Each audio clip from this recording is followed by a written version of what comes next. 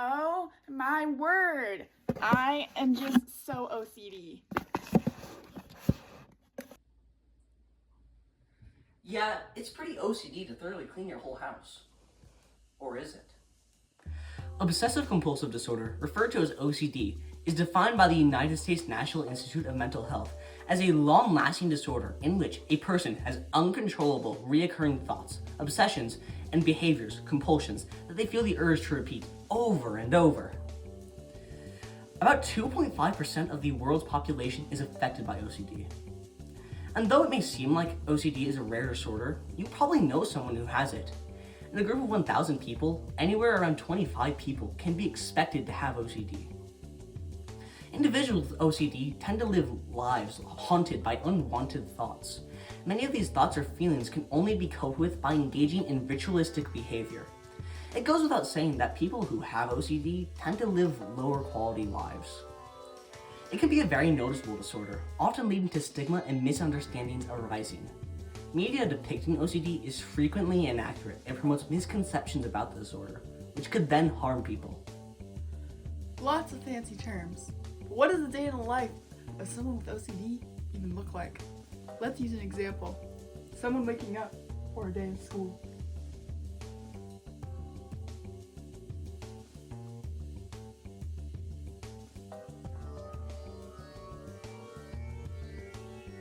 They stretch and rub one eye, but suddenly they feel the need to rub the other eye. But they accidentally rub that one harder.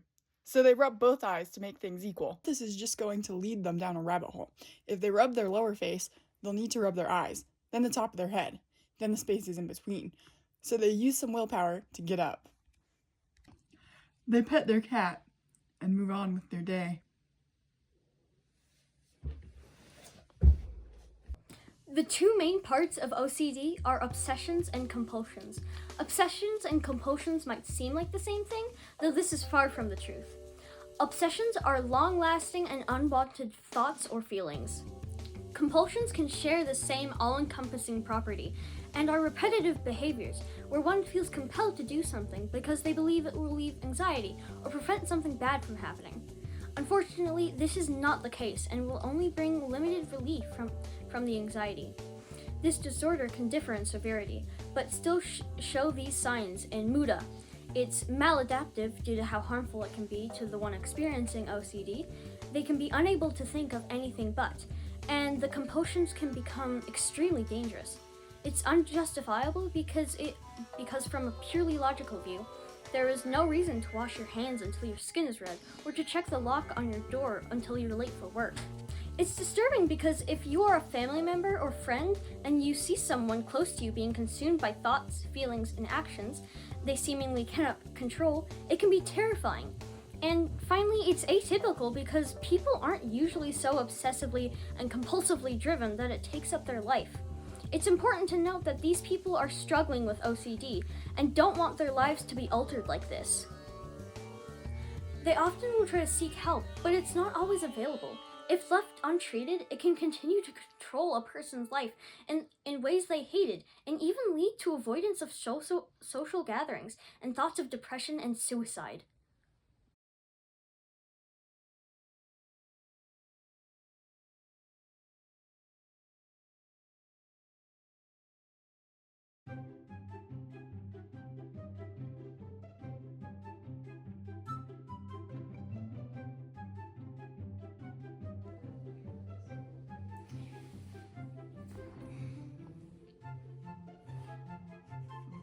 Obsession!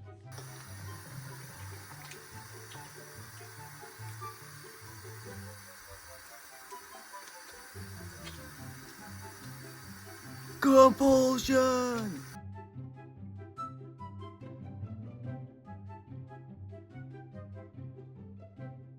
Obsession!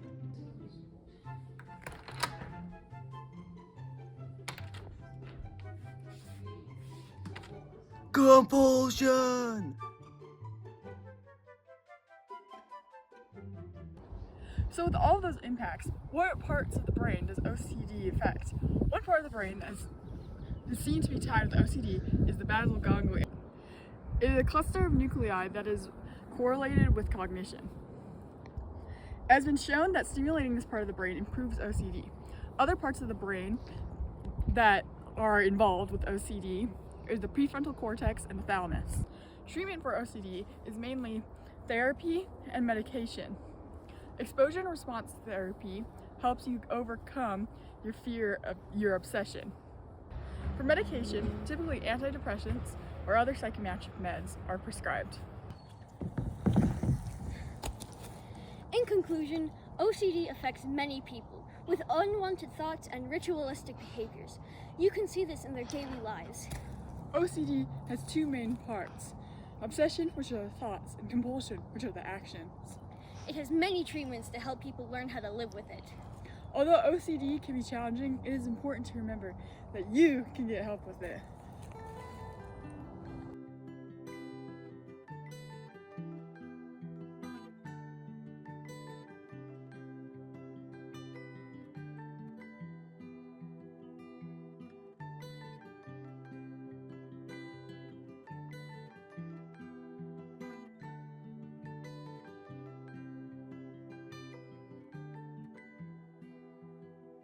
Well, you only need the light when it's burning low.